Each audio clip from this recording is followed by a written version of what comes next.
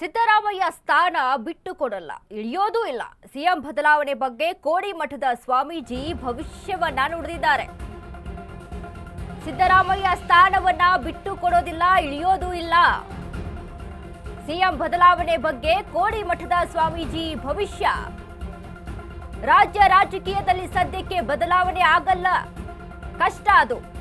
ಯುಗಾದಿ ಹಬ್ಬದವರೆಗೂ ಯಾವುದೇ ಬದಲಾವಣೆ ಆಗಲ್ಲ. ಹಾಲು ಮತದ ಸಮಾಜಕ್ಕೆ ಅಧಿಕಾರ ಸಿಕ್ಕಿದೆ, ಇಳಿಸೋದು ತುಂಬಾ ಕಷ್ಟಕರ.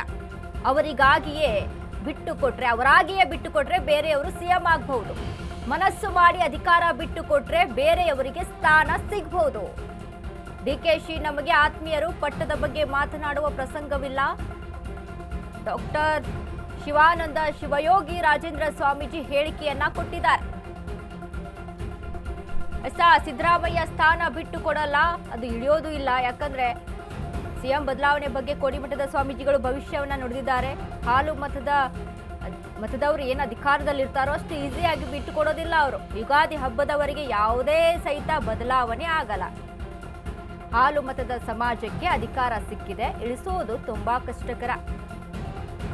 ಅವರಾಗಿಯೇ ಬಿಟ್ಟು ಕೊಟ್ರೆ ಆಗತ್ತೆ, ಇಲ್ಲ ಅಂತ ಅಂದ್ರೆ ಸಿಎಂ ಆಗೋ ಒಂದು ಕನಸು ಅದು ಕನಸಾಗೆ ಉಳಿಯುತ್ತೆ ಅನ್ನುವಂಥದ್ದು. ಯಾಕಂದ್ರೆ ಈಗ ಅಷ್ಟೇ ಇನ್ನು ರಾಜಕೀಯ ವಿಚಾರಕ್ಕೆ ಸಂಬಂಧಪಟ್ಟಂತೆ ಹಲವಾರು ವಿಷಯಗಳನ್ನ ಕೋಡಿಮಠದ ಸ್ವಾಮೀಜಿಗಳು ಹೇಳ್ತಾ ಬಂದಿದ್ದಾರೆ. ಆದ್ರೆ ಅದು ಯಾವುದು ಕೂಡ ಹುಸಿ ಆಗಿಲ್ಲ, ಅಂದ್ರೆ ಯಾವುದು ಕೂಡ ಅದು ಎಲ್ಲವೂ ಕೂಡ ಸತ್ಯವೇ ಆಗಿರುವಂಥದ್ದು.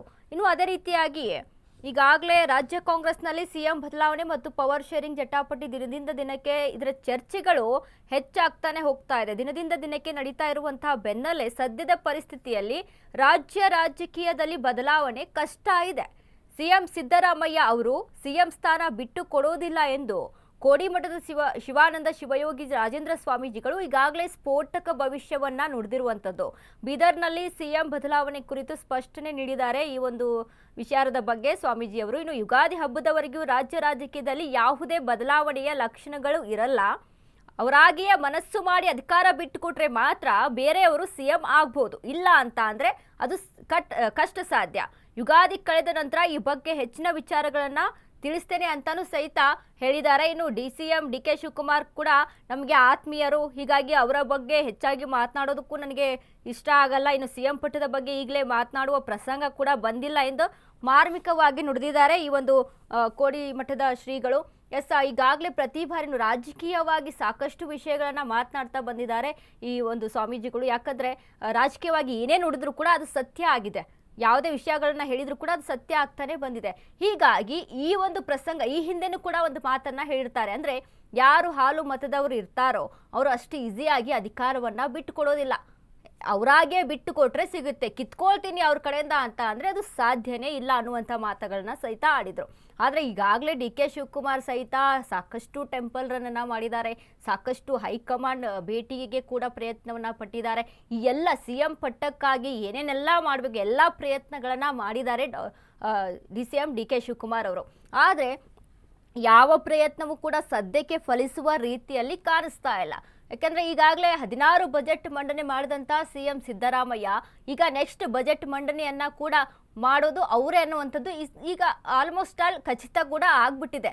ಯಾಕಂದ್ರೆ ಈ ಹಿಂದೆನೂ ಕೂಡ ಸಿದ್ದರಾಮಯ್ಯ ಅವರು ಹೇಳ್ತಾನೆ ಬಂದಿದ್ರು, ಈ ಬಾರಿನೂ ಕೂಡ ಬಜೆಟ್ ಮಂಡನೆ ಮಾಡೋದು ನಾನೇ, ಅದರಲ್ಲಿ ಯಾವುದೇ ರೀತಿಯಾದಂಥ ಬದಲಾವಣೆ ಇಲ್ಲ, ಹೈಕಮಾಂಡ್ ಏನು ಹೇಳುತ್ತೋ ಅದಕ್ಕೆ ನಾನು ಬದ್ಧನಾಗಿದ್ದೀನಿ ಅನ್ನುವಂಥ ಮಾತುಗಳನ್ನು ಆಡ್ತಾ ಬಂದಿರುವಂಥದ್ದು. ಇನ್ನು ಸಿಎಂ ಬದಲಾವಣೆ ವಿಚಾರಕ್ಕೆ ಈಗ ಹೈಕಮಾಂಡ್ ಕೂಡ ಅಷ್ಟೊಂದು ನಿರ್ಧಾರವನ್ನು ತೆಗೆದುಕೊಳ್ಳೋದ್ರಲ್ಲಿ ವಿಫಲವಾಗ್ತಾ ಇದೆ. ಯಾಕಂದ್ರೆ ಸಿದ್ದು ಸಚಿವರು, ಸಿದ್ದು ಬೆಂಬಲಿಗರು ಕೂಡ ಅಹಿಂದ ನಾಯಕ ಅನ್ನುವಂಥ ಒಂದು ದೃಷ್ಟಿಯಿಂದ ಅಹಿಂದ ನಾಯಕರು ಕೂಡ ಈಗ ಸಾಕಷ್ಟು ಬೆಂಬಲದಲ್ಲಿ ಇರುವಂಥದ್ದು ಸಿಎಂ ಸಿದ್ದರಾಮಯ್ಯ ಅವರಿಗೆ.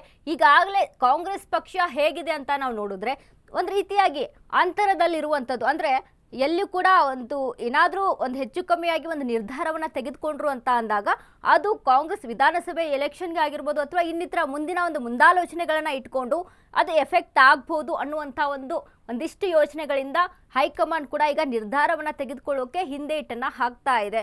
ಇನ್ನು ಅದೇ ರೀತಿಯಾಗಿ ಈ ಬಗ್ಗೆ ಸಿಎಂ ಕೂಡ ಅಷ್ಟೇ ಒಂದು ಪಕ್ಷಕ್ಕಾಗಿ ನಿಷ್ಠಾವಂತರಾಗಿ ಕೆಲಸವನ್ನ ಮಾಡಿದ್ದಾರೆ. DCM DK ಶಿವಕುಮಾರ್ ಕೂಡ ಪಕ್ಷ ನಿಷ್ಠರು ಅಂತ ಅಂದ್ರೆ DCM DK ಶಿವಕುಮಾರ್ ಕೂಡ ಹೌದು. ಯಾಕಂದ್ರೆ ಪಕ್ಷಕ್ಕಾಗಿ ಅವರು ಎಷ್ಟು ದುಡಿದಿದ್ದಾರೆ.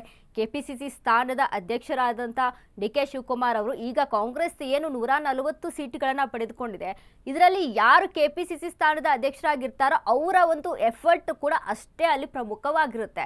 ಪಕ್ಷವನ್ನ ಹಿಡಿದಿಟ್ಕೊಳ್ಳುವಲ್ಲಿ, ಪಕ್ಷವನ್ನ ಕಾಪಾಡಿಕೊಳ್ಳೋದ್ರಲ್ಲಿ DCM DK ಶಿವಕುಮಾರ್ ಅವರ ಪಾತ್ರ ಕೂಡ ಅಷ್ಟೇ ಅಭೂತಪೂರ್ವವಾಗಿದೆ. ಹೀಗಾಗಿ ಒಂದ್ ಕಡೆ ಏನಂತ ಅಂದ್ರೆ ಹೈಕಮಾಂಡ್ಗೆ ಏನೇ ಆದ್ರೂ ಕೂಡ DCM DK ಶಿವಕುಮಾರ್ ಅವರು ನಮ್ಮ ಪಕ್ಷ ಮಾತ್ರ ಬಿಡೋದಿಲ್ಲ, ಪಕ್ಷ ನಿಷ್ಠರವರು, ಅಂದ್ರೆ ಪಕ್ಷವನ್ನ ಬಿಟ್ಟು ಹೋಗೋದಿಲ್ಲ ಅನ್ನೋದು ಆ ಒಂದು ಅವರ DK ಶಿವಕುಮಾರ್ ಅವರ ವೀಕ್ನೆಸ್ ಅನ್ಕೋಬೇಕೋ ಅಥವಾ ಹೈಕಮಾಂಡ್ಗೆ ಅದೇ ಪ್ಲಸ್ ಅನ್ಕೋಬೇಕೋ ಗೊತ್ತಿಲ್ಲ. ಆದ್ರೆ ಈ ಸದ್ಯಕ್ಕೆ ಮಾತ್ರ ಈ ಒಂದು ಭವಿಷ್ಯವನ್ನ ಸ್ವಾಮೀಜಿಗಳು ನುಡಿದಿದ್ದಾರೆ.